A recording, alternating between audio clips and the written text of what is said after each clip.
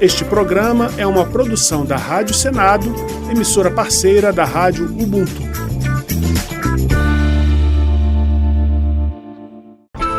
Dedo de prosa, um tema de interesse do cidadão. Nós estamos há uma semana, exatamente uma semana, de uma data especial para Brasília. Na próxima segunda-feira, dia 21 de abril, a capital brasileira completa 65 anos. Até 1957, Brasília era apenas uma ideia. Foi naquele ano que um homem começou a fazer com que Brasília saísse do papel e se tornasse uma realidade. Quem foi ele? A resposta poderia muito bem ser o presidente Juscelino Kubitschek, que teve a coragem e a disposição de trazer a capital do Brasil para o Planalto Central. Ou o arquiteto Oscar Niemeyer, que deu vida à fabulosa arquitetura de prédios e monumentos de Brasília. Mas o personagem que queremos destacar é Lúcio Marçal Ferreira Ribeiro de Lima e Costa, ou simplesmente Lúcio Costa. Podemos dizer que o urbanista foi o inventor de Brasília. Inventor de Brasília? Isso mesmo. Ouça o que o próprio Lúcio Costa disse numa audiência pública que aconteceu aqui no Senado em 1974. Uma simples ideia na minha cabeça se transformasse nessa coisa enorme, nessa coisa densa, imensa, viva, que é Brasília de hoje. Em 1957, Lúcio Costa participou do concurso nacional para a elaboração do Plano Piloto de Brasília, o projeto urbanístico da nova capital. E olha, Raquel, por pouco ele não se inscreveu no concurso. Ele estava no exterior quando decidiu concorrer e a proposta foi apresentada no Ministério da Educação no Rio de Janeiro 10 minutos antes do encerramento do prazo de inscrições. A defesa oral do projeto começou de maneira inusitada. O candidato pediu desculpas à comissão julgadora e afirmou que a proposta nasceu pronta. Lúcio Costa passou a detalhar a sua ideia. 2 eixos se cruzando num ângulo reto. A divisão da cidade em áreas administrativa, cultural e comercial. As superquadras residenciais com prédios de 6 pavimentos. Os endereços formados por siglas e números. 25 projetos participaram do concurso. Faziam parte do júri autoridades internacionais, como Sir William Holford, assessor de urbanismo do governo britânico. Um dos projetos da empresa Construtec custou 400 mil cruzeiros, uma pequena fortuna para a época. A apresentação enchia os olhos, maquetes, gráficos e quadros em alumínio, tudo para impressionar os jurados. E a proposta de Lúcio Costa? Juscelino Kubitschek, no livro Por que Construir Brasília, descreve a reação de Sir William Holford ao ver o projeto. Abre aspas, tudo era pobre na apresentação. Desleixo, aliado à pobreza do material, mas havia grandeza na concepção. Compreendeu num relance que estava diante de um projeto que revelava genialidade. Era, sem dúvida, uma verdadeira obra de arte. É aquele singelo projeto que custou 25 cruzeiros para a compra de papel comum, lápis, tinta e borracha, venceu o concurso do Plano Piloto da nova capital do Brasil. E assim, Lúcio Costa, que morreu em 1998 aos 96 anos de idade, escreveu para sempre o seu nome na galeria dos grandes urbanistas. Também deixou marcado na história o título de Inventor de Brasília, a sua grande obra, inaugurada em 21 de abril de 1960 e que na próxima segunda-feira completa 60 anos de idade. 65 anos 65, de idade. é mesmo, olha a conta errada aí. 65 anos de idade. Olha, a gente vendo Brasília, pra gente que mora aqui em Brasília, e principalmente para as pessoas que chegam e não são de Brasília originalmente, como você, por exemplo, Raquel Teixeira, eu cheguei aqui em 2011, tudo em Brasília é muito diferente do que a gente vê no Brasil. É, diferentona mesmo. Você chega em Brasília, você, como assim? A cidade é diferente, você procurar um endereço é diferente, as ruas não têm nome, tem letras e números. Você circular por Brasília é uma aventura. E depois você vai vendo e lendo que tudo se encaixa e tudo faz sentido, tem uma lógica toda especial em Brasília. Exatamente. Para quem é daqui, a gente acha que fora daqui é que as coisas não fazem sentido. Ter nome, os números às vezes embaralhados, aqui não, você segue uma sequência, né? Para quem é daqui lógica, fica óbvio. Exatamente, mas para quem chega pela primeira vez, a gente se sente assim meio que um alien, caindo no local que a gente... Você vai para onde? Você vai onde é que é? Eu vou para 7 Norte. 7 Norte, como assim? Não sei nem pra onde é que isso vai. Depois tudo faz lógica, mas que coisa linda, né? A gente saber de como que nasceu esse projeto aí. Muito legal. Do urbanista Lúcio Costa, o inventor de Brasília, e toda essa beleza. E é uma cidade que não envelhece nunca. Você passa por ela e os anos passam e a gente pensa que Brasília é aquela cidade assim atemporal. Tá sempre com aquela cara moderna. Muito legal.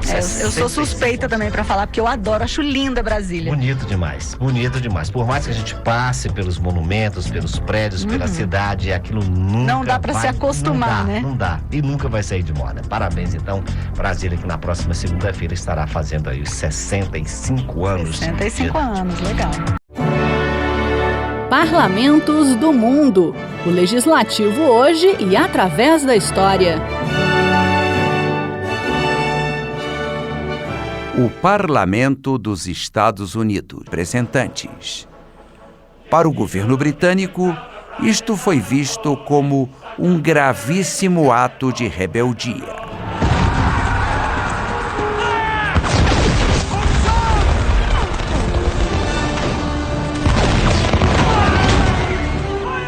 O conflito armado começou em abril de 1775 e desembocou na Declaração de Independência no dia 4 de julho de 1776, aprovada pelos representantes de 12 colônias, com abstenção da delegação de Nova York, que ainda não tinha recebido instruções sobre como votar.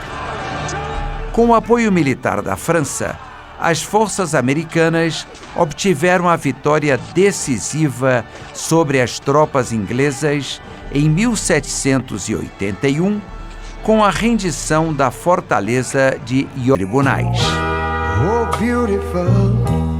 James Madison foi o 4º presidente dos Estados Unidos e considerado pelos historiadores o pai da Constituição. Esse político tinha opiniões bem claras sobre o relacionamento que deveria existir entre governo e cidadãos, que embasam até hoje a essência da democracia.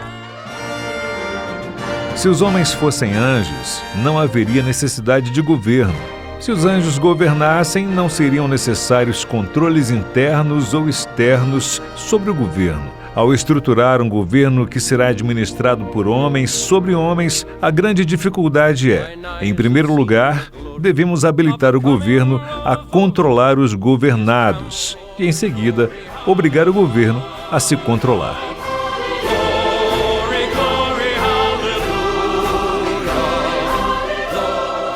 Parlamentos do Mundo é um quadro redigido e apresentado por Ivan Godoy. Trabalhos técnicos Eliseu Caires.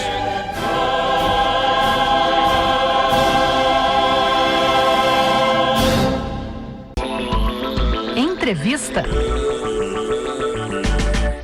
Olha, a gente começou hoje falando no Conexão Senado, no nosso Dedo de Prosa, que daqui a uma semana, exatamente na próxima segunda-feira, Brasília vai completar 65 anos. Já começamos no Conexão falando sobre isso.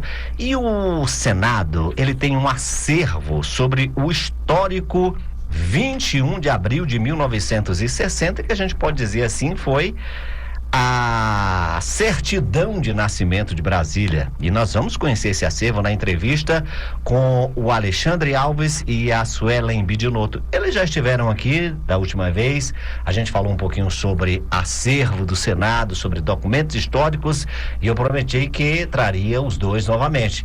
E com muito prazer recebo aqui novamente a Suelen Bidinotto. Suelen, bom dia. Bom dia a todos. E também o Alexandre Alves. Ale, bom dia. Bom dia. Bom, nós vamos conhecer então mais sobre o acervo permanente do Senado. A gente vai meio que continuar aquele papo que a gente teve da última vez, só que agora trazendo o foco para essa data que é especialíssima para o Brasil e especialmente para os brasilienses, que é o 21 de abril de 1960.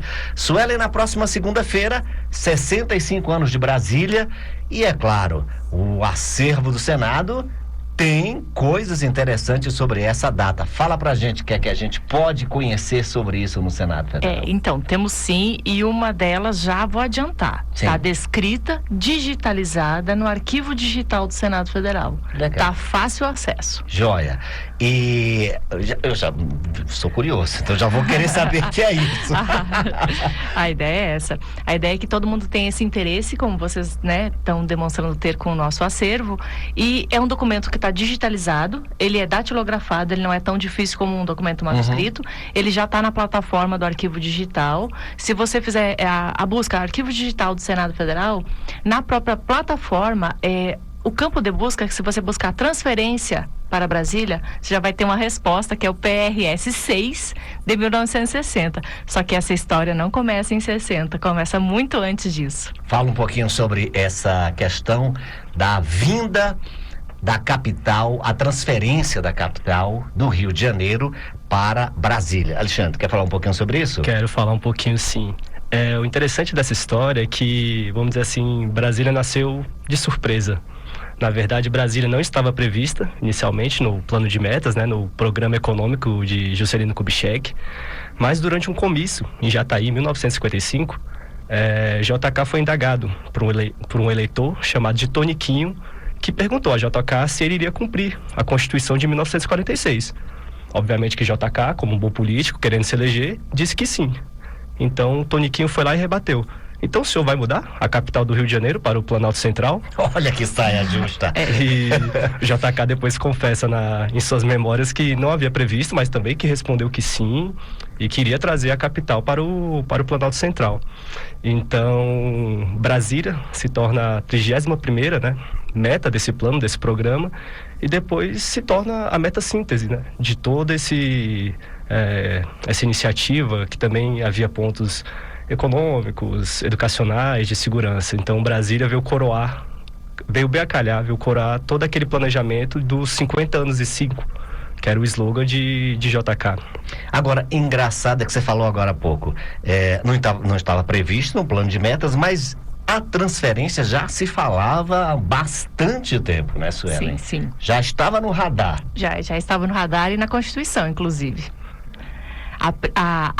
O inicial dela, vamos dizer assim, o pontapé inicial é na nossa primeira Constituição, Gisele. Inclusive, a gente trouxe uma réplica dela aqui. Vou até abrir para a gente ver. Legal demais, aqui, gente. Está no acervo do Arquivo do Senado, tá? É no artigo 3º. Já determina... Constituição da República dos Estados Unidos do Brasil. Você reparou que o Z do Brasil... Brasil com Z. Isso. Contribuição ainda americana, A gente é muito essa influência com eles. No artigo 3º aqui, com licença. Abra aqui, que já está até marcado para vocês. Determina aqui, fica pertencendo à União, no Planalto Central da República, uma zona de 14.000 km², que será oportunamente demarcada para nela estabelecer-se a futura capital federal. Parágrafo único. Efetuando-se a mudança da capital, o atual Distrito Federal passará a constituir um Estado.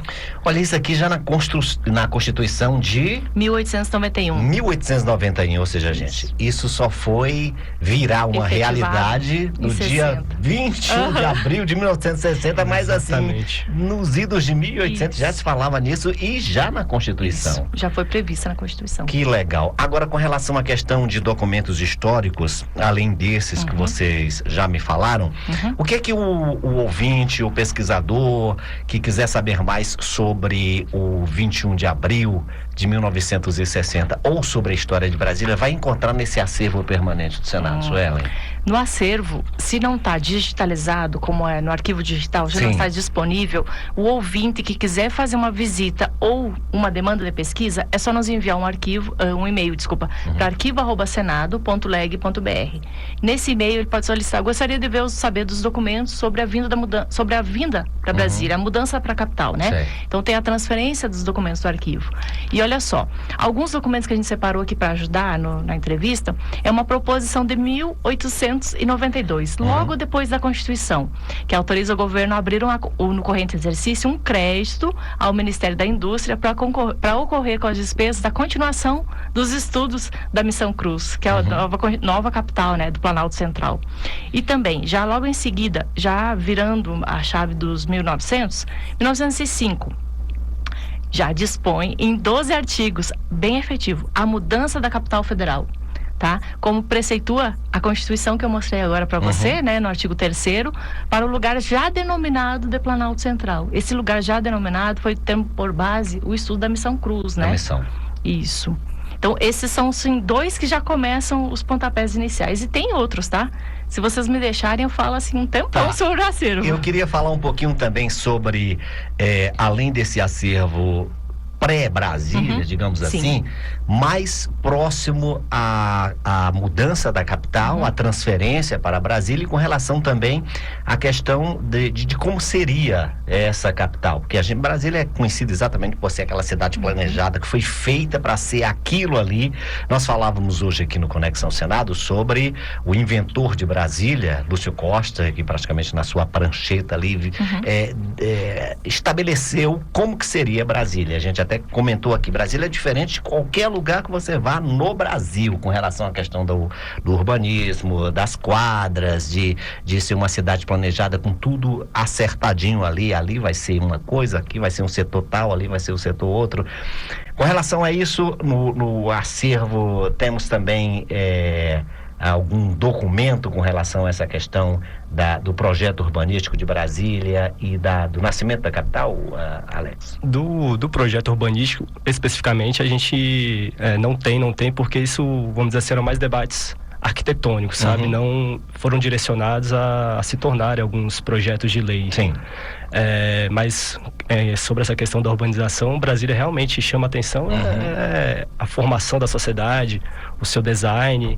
Um dos pontos que chama atenção nesse processo é, como você comentou, cada local deveria ser responsável por um setor, né, que é o que a gente chama hoje. Mas algo que Lúcio Costa não previa aqui inicialmente é que os candangos ficariam. Então, assim, nesse processo de construção de Brasília, a ideia era eles trabalharem, mas depois eles voltarem à sua terra natal, mas isso não ocorreu. Então, Brasília foi planejada, mas em um determinado momento ela foi se formando por ela mesma. Até porque a cidade é uma coisa viva, né? Então as pessoas vão estabelecendo as suas conexões e vão querendo ficar. E tanto é que hoje Brasília é conhecida também por isso, por agregar muita gente. Vem gente de tudo quanto é lugar, do Brasil para cá, para Brasília. E fazer a sua vida aqui, e a cidade tem que se adaptar a essas questões, né? Sim. Olha, muito interessante a gente conhecer mais sobre Brasília e principalmente saber dos documentos fundadores dessa cidade, que vai fazer 65 anos na próxima segunda-feira. Suelen, mais algum documento que você gostaria de destacar? Vocês já pensaram por que 21 de abril? 21 de abril, olha, muita gente fala o seguinte: 21 de abril é uma data que também tem a questão do feriado de Tiradentes, né? Teve alguma coisa a ver com isso? Está totalmente relacionado a isso. Então acertei. Porque JK era mineiro, né? Então, assim, esse 21 de abril foi escolhido justamente para homenagear Tiradentes, um dos líderes, um dos mais importantes da Inconfidência ou da Conjuração Mineira. Então, e nós temos um projeto que fixa essa data. Qual que é o projeto, Su? É o PLC 209, já bem recente, 1957. Fixa a data da mudança da capital federal e da outras providências. Esse PLC também Tá lá no arquivo do Senado. Arquivo do Senado. Gente, é muita coisa, muito documento fundador da capital do Brasil, que no dia 21 de abril, ou seja, na próxima segunda-feira, irá completar 65 anos. E a gente fica feliz demais de trazer e principalmente disponibilizar para o ouvinte a possibilidade que você tem de conhecer esses documentos fundadores. Queria que você encerrasse então aí com mais algum outro documento, Suelen? Sim, nós trouxemos também o termo de posse do Juscelino Kubitschek. Sim, importantíssimo. Se não tivesse essa posse, não teria Brasília. Não teria Brasília, tá? sim. E também claro. nós trouxemos uma réplica em tamanho maior do PRS, Projeto de Resolução do Senado, de 60, já bem recente, sobre a destinação do Palácio Monroe, que era a nossa segunda sede, lá no Rio de Janeiro. Após a transferência do Senado para Brasília, o que seria do arquivo? Ia ficar? Ia voltar? Ia ficar lá? Ia Sim. ficar lá no Monroe? Ou ia ficar numa construção nova? Ou ia vir para Brasília? Será que ele veio? Isso aí eu te conto depois, lá no arquivo. Tá bom, tá aí. Agenda uma visita com a gente. Deixando então aberta a possibilidade de você visitar, e eu queria que você reforçasse esse convite, Alex. Vocês são mais do que convidados e convidadas a nos visitarem. Eu só queria comentar, só para finalizar, Sim. é que minha mãe é mineira, meu pai é maranhense, então falar de Brasília é falar um pouquinho da minha história, porque eu me vejo nessa construção, sabe? Legal. Então, muito obrigado aí pela oportunidade. Joia, bom demais. A minha família também toda é do Maranhão, lá da cidade de Bacabal, só eu que nasci no Piauí e hoje estou aqui em Brasília, ou seja, Brasília acolhe. Suelen, Eu sou gaúcha. Gaúcha, né? E Isso. também está aqui em Brasília. Estou aqui em Brasília já É a tem um cidade tempo. de todos os brasileiros. Que coisa legal. Suelen Bidinotto, Alexandre Alves, obrigado pela participação mais uma vez de vocês aqui e com certeza voltarão para a gente continuar falando sobre o Arquivo Permanente do Senado. E você que ainda não conhece, faz uma visita lá ao arquivo, é sempre muito legal. Muito obrigado, pessoal. Obrigada Um abraço a e até a vocês. próxima Bom dia. oportunidade. Muito obrigado. 11 minutos. Sua conexão com o mundo dos esportes. Olha, gente, segunda-feira é uma espécie de dia da gangorra aqui no 11 Minutos. Está muito parecido com o mercado financeiro, viu, dona Raquel? É Teixeira? verdade, Um olha. dia é bom, outro dia é ruim, um dia é bom, outro dia é ruim. E o futebol é uma gangorra, né? Um time hoje em alta pode estar em baixa amanhã, e quem quase sempre está em baixa, como o Vasco, não desperdiça Olha, a chance. Vamos dar aqui. Olha, quem escreveu isso aqui? Um disclaimer. Eu acho que Esse é um texto é do desaforo do Adriano Adriano Faria. É. É um desaforo. Ele coloca, a gente não deu pra ler antes, tá? Eu tô lendo agora. Mas tudo bem. Vamos lá, vou continuar. Vou ler de novo. De novo, porque o não entendeu nada. Vamos lá. Futebol é uma gangorra. Um time hoje em alta pode estar em baixa amanhã. Quem quase sempre está em baixa, como o Vasco, segundo Adriano Faria, não desperdiça a chance quando momentaneamente está na crista da onda. Que coisa, isso aí eu vou te contar. Ai, Ele então não você consegue está na dar crista da canela. onda, né? Eu tô na crista da onda. Ele canelou o Vasco e também o Esporte só num chute. Um chute só. E olha, vamos saber como é que tá a situação do Pedro Pincer nessa gangorra. Bom dia, Pedro Pincer. Bom dia, Gisele. Bom dia, Raquel. Bom dia quem nos acompanha. Você vê que nada como não ler o texto previamente. Pegou de surpresa, mas tudo bem. A sua gangorra tá mais pra baixo também, não é não, Pedro Pincer? Tá. Meu Deus Dependendo do do jogo contra o Bragantino no sábado, sem dúvida nenhuma. A atuação pavorosa do Botafogo. Pavorosa. Meu Deus. Vamos comentar sobre vamos isso. Falar de gangorra. Vamos falar de gangorra no 11 Minutos de hoje. Ai, porque a Adriano situação- Faria.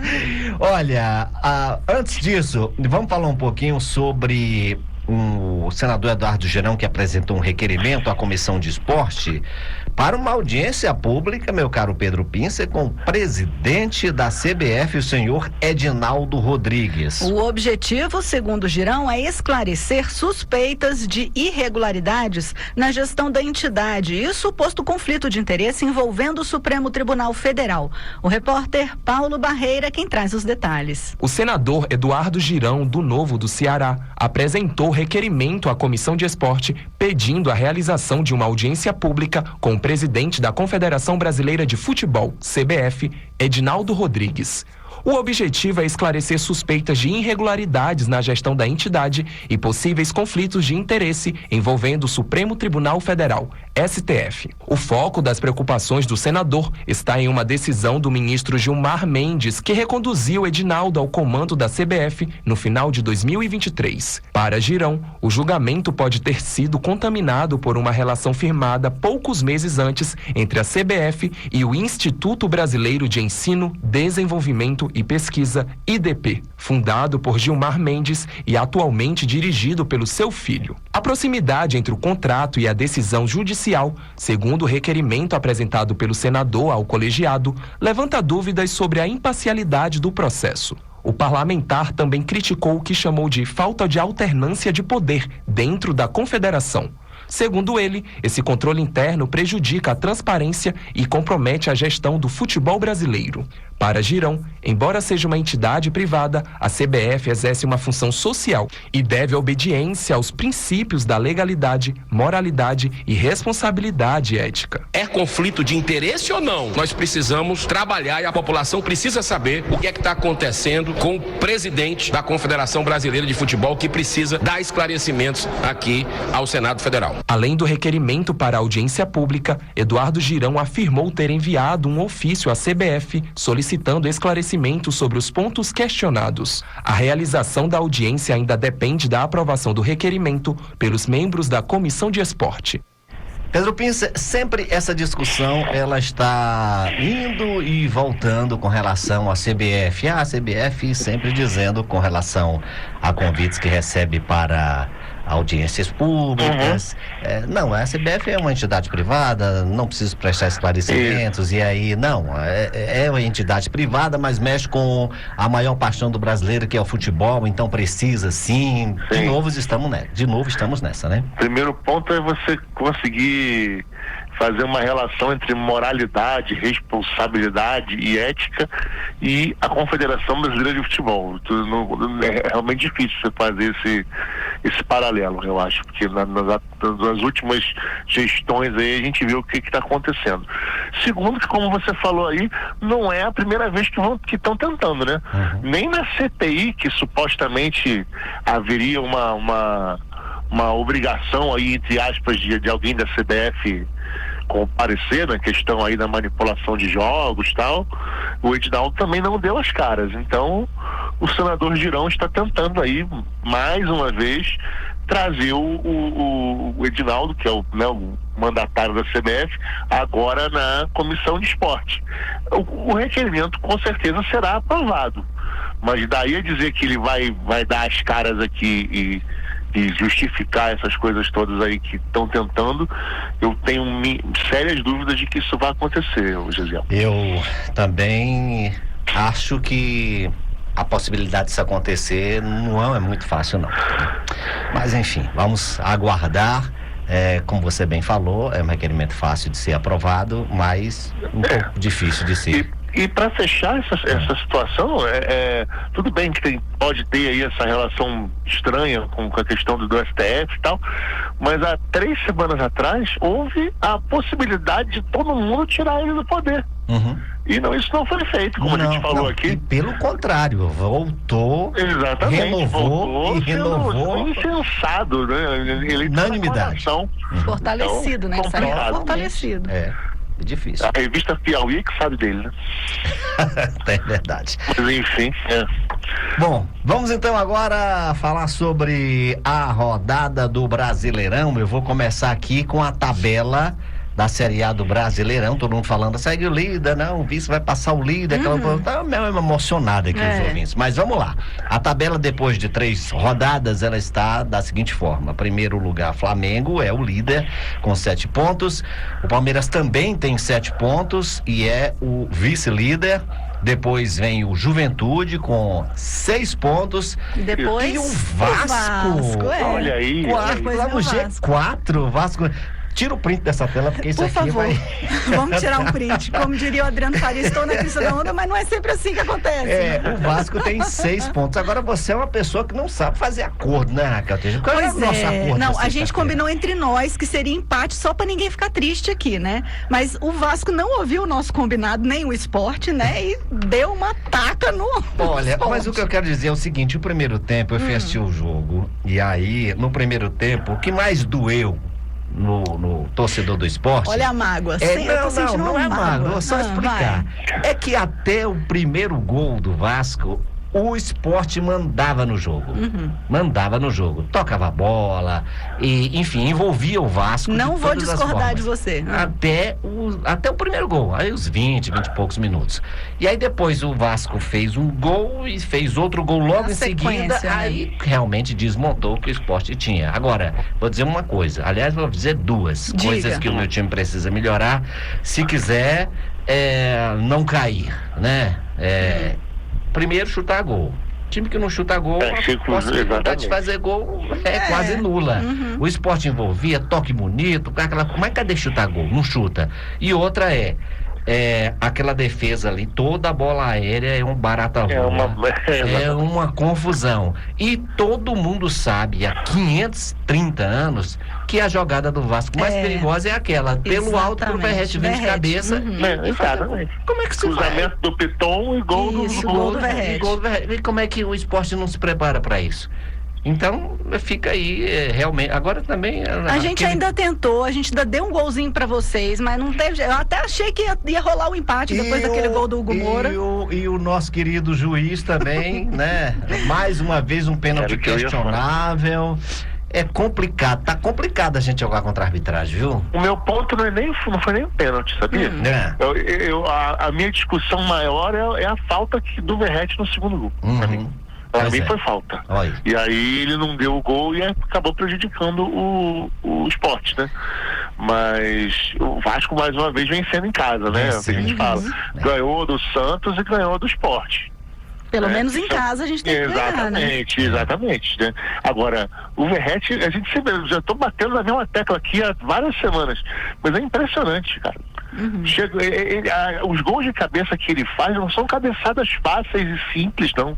Ele consegue fazer uns movimentos ali. Ele inventa a cabeçada. Inventa a cabeçada.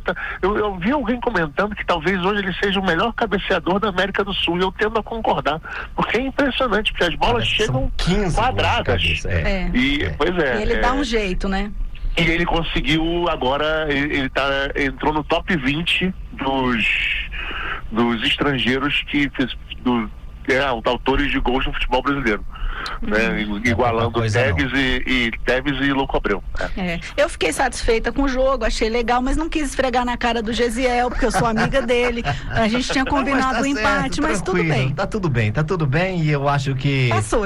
Final das aquela contas, tensão, a hora que eu cheguei aqui hoje, mas tudo passou, deixa pra lá.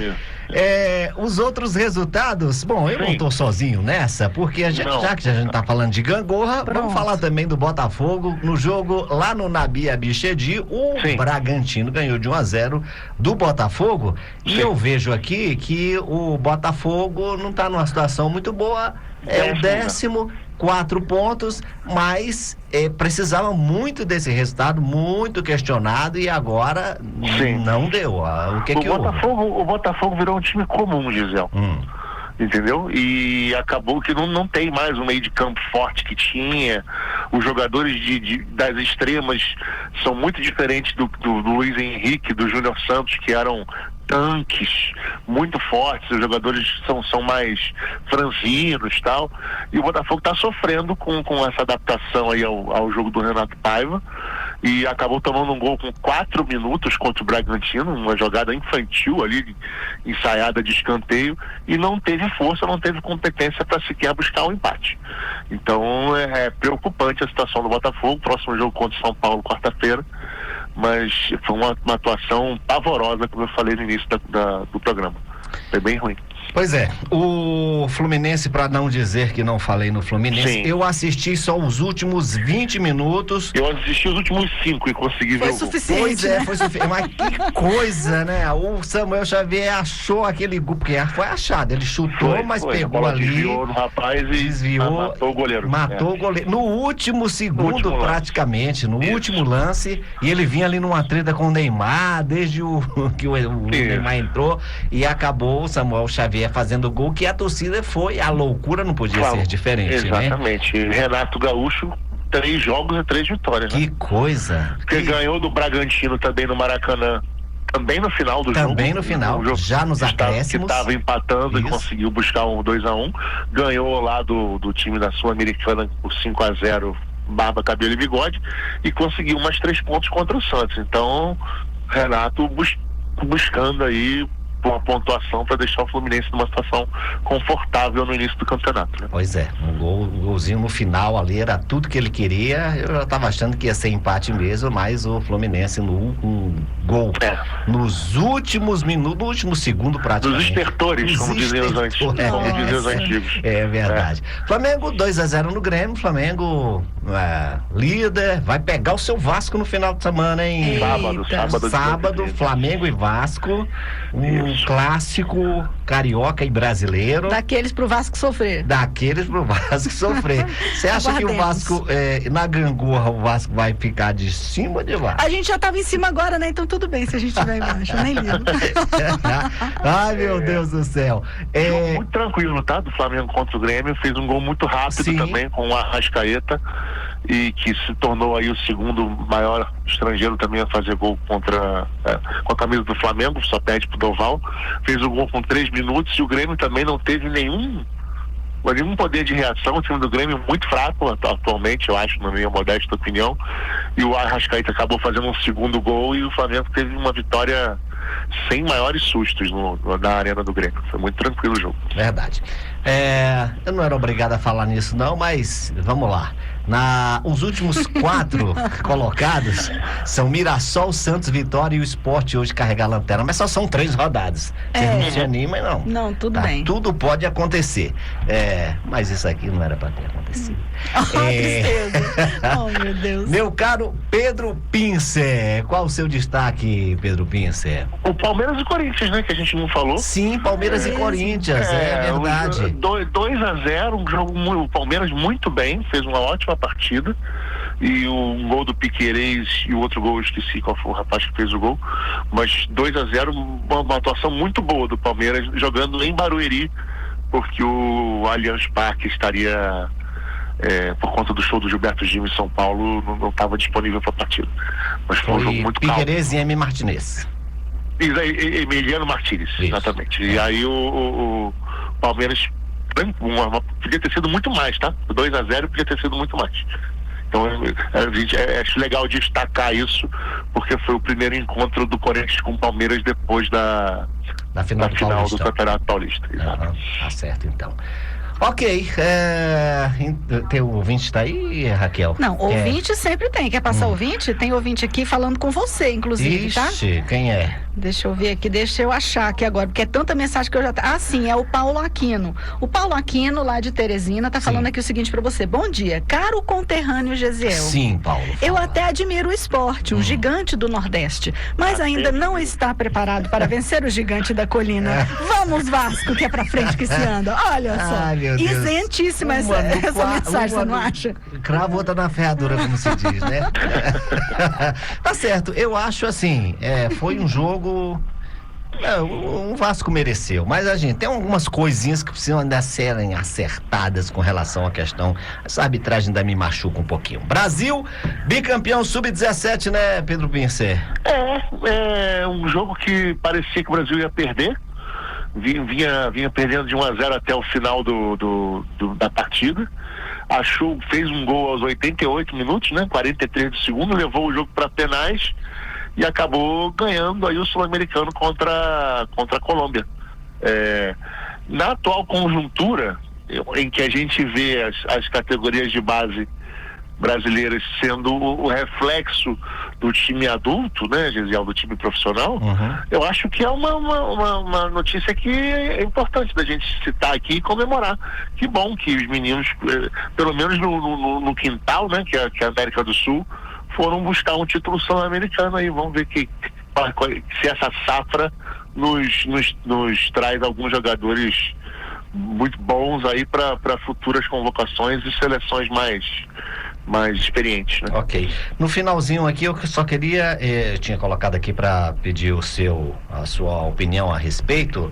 O Neymar, na volta do Campeonato Brasileiro, né? A primeira partida do Neymar no Brasileirão, jogou, o que você achou o quê? Jogou, não ficou ali, não fez nenhum lance mais agudo, né? Tomou um cartão amarelo, criou uma treta com o Samuel Xavier, que acabou depois ele mesmo fazendo gol.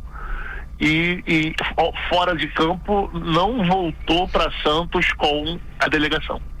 Ah, foi? Saiu numa van separado, teve uma história dessa aí no final do jogo. Momento Léo Dias aqui no nosso 11 minutos. Momento Léo Dias aqui no nosso Nelson Rubens. Tá certo então. Sempre se sabe tudo com o Pedro Pincer.